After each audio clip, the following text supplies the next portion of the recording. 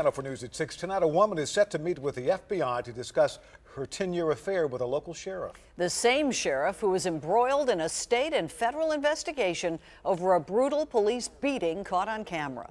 Now come accusations the sheriff used county equipment and spent work time in pursuit of pleasure when he was supposed to be on the clock protecting the taxpayers. Dennis Ferrier is here now with a Channel 4 I-Team exclusive. Demetria, the woman would only speak to us if we protected her identity. She's a professional with a career, tons of family, and is trying to avoid embarrassing them. She described a 10-year affair with Humphreys County Sheriff Chris Davis.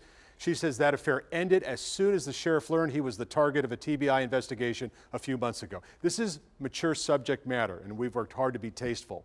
Why then is she coming forward? She's about to tell her story to the FBI and suggested to us that the sheriff's conduct constitutes an abuse of power. Sheriff Chris Davis and the Humphreys County Sheriff's Department are facing a multi-agency criminal investigation. You'll remember an unarmed man, Darren Ring, was beaten and tasered for 10 minutes. Later at the jail, still handcuffed, there are allegations Ring was beaten some more, that Sheriff Chris Davis joined in that beating, and that of all things, Ring was tasered again for the amusement of a female jailer. Laughing about him and everything, you know. Once you're handcuffed and you're shackled, and you're locked in a cell, what do they need to do that to you for? The 3 officers caught on video have been fired, and all charges against Darren Ring were quickly dropped. However, Sheriff Chris Davis remains sheriff, while criminal investigators pour through his computer, in-jail videos, interviews, and police reports. But now, new evidence. A former lover talks about her 10-year affair with the sheriff, an affair that brings up questions of possible official misconduct. I got involved with Sheriff Davis first as a friend and acquaintance, and then it ended up being a romantic, sexually involvement. The woman operated a business in Humphreys County. It was here, she said, she received constant texts from Sheriff Davis on his phone the county pays for. Pretty much daily. Could average anywhere from a couple a day to 100 a day. The texts were often about the desire to have sex, asking the woman to meet Sheriff Davis in different places around town for quick public or private sex. We would have sex. The cemetery, parking lots, courthouse, his officer's office, his office, a home that was being foreclosed on. So I was really leery. We were trespassing, afraid. Davis is married, and so is the woman. Both are still married. But this isn't just a story about their affair. It's about what happened on county work hours.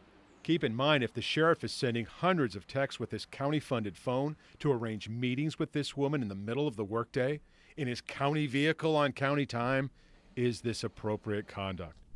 Here are a few of the texts sent from Sheriff Davis's phone. Listen to when they were sent. Meet you at the high school, 1:09 p.m., June 23rd. I'm on Highway 47. May I? June 24th, 9:37 a.m. Meet me at Barbara's place. She's at work, 11:02 a.m. Here's a sequence from one day. You want me to come get you so I can have you for lunch? 11:49 a.m. I don't really care. I just want you to hold me. Get done with your work and I will see you in Dixon in a few. 12:18. Where you want to go? You want to get a room or is your place not available? 1:06 p.m. Look, I want to hold you. Can we work this out or what? 2:12 p.m. The next day, in court this minute, leaving here about 10:30 or 11, running guys to Nashville to pick up cars. And then we'll be all alone. 10:34 a.m. on July the 1st. Can we get a room for a while? There are other texts involving X-rated language that we choose not to share. There are also pictures of the sheriff naked, texted from the sheriff's county-funded phone. So how does Sheriff Davis respond to these allegations? What's his side of the story?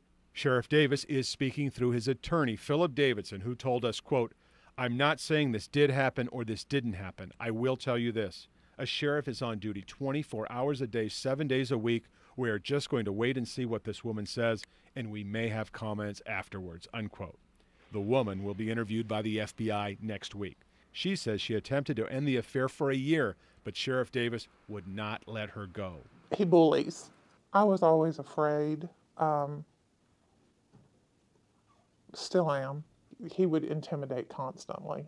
She said she feels guilty and embarrassed, but she felt trapped and scared. I was followed several times out of the county. I would leave my job and deputy cars would be behind me all the way to the county line.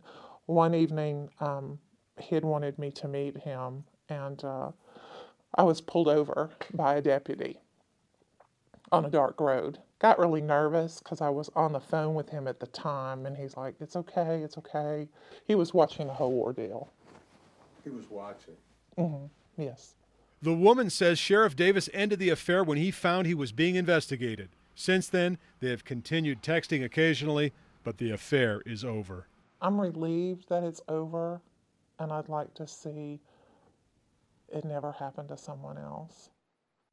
This story, along with the criminal investigation, is really starting to bother people in Humphreys County. If you look behind me, this video is of last night's county commission meeting, packed with people demanding the commission at least consider ouster proceedings against the sheriff or ask for a resignation. We will have more on that tomorrow. Dennis, thank you. If you know something the Channel 4 I-Team should investigate, send us an email to iteam@WSMV.com. You can also call our tip line with information. That number is right there on the screen.